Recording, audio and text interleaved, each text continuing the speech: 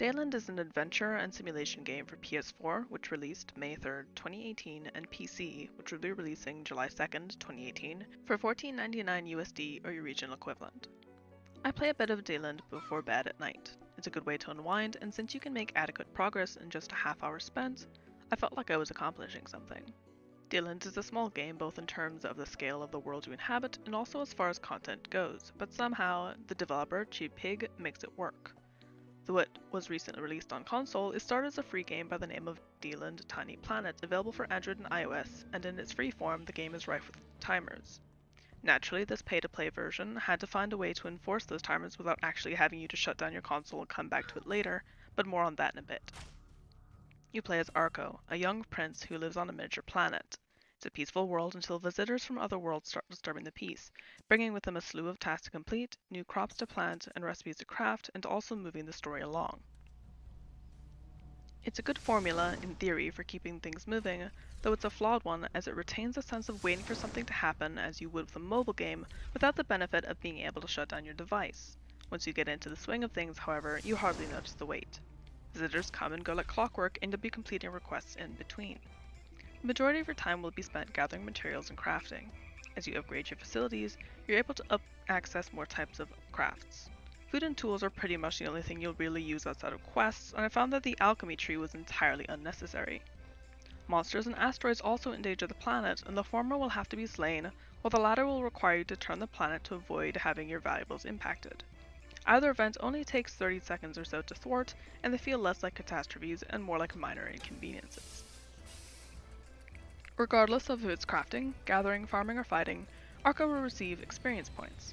Once he receives enough to level up, you are rewarded with a skill point that can be spent on strength, stamina, agility, or magic.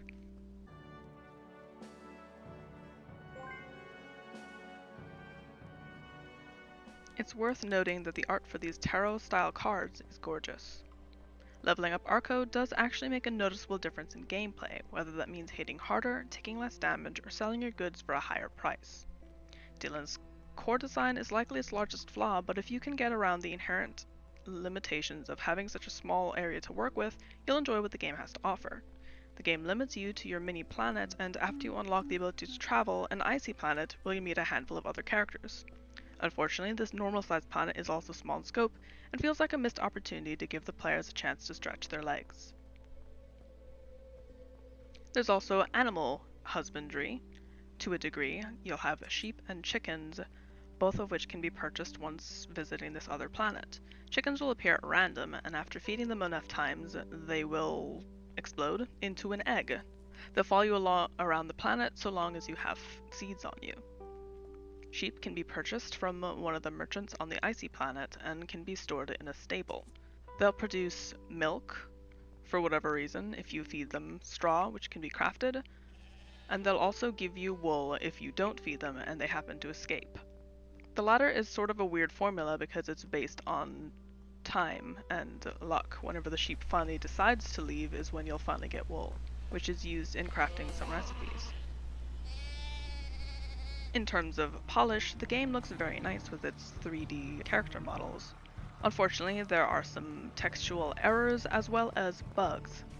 There were some issues I ran into, such as monsters appearing out of range. Fortunately, I had magic so I could deal with them, and moments when NPCs would not get triggered by fulfilling quest requirements. They'd often say the same dialogue line until I quit to the main menu.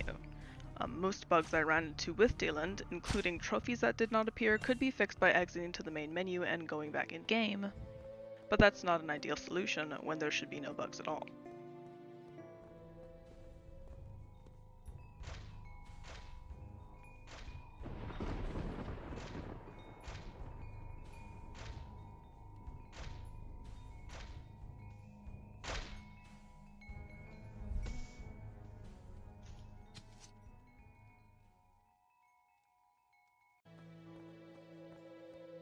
Final verdict, recommended, but take that with a grain of salt.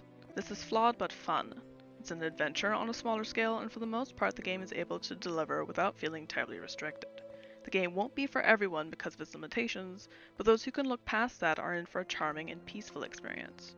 Unfortunately, lack of any sort of endgame content or reason to keep playing once all of the objectives have been completed severely limits replay value, but that could be easily fixed by patching the game later. I'm not sure if the developer has any intentions to do so, but it's a nice thought. Thank you for joining me as always, gamers. I've been Dawn from NeedtoKnow. Stay in the know.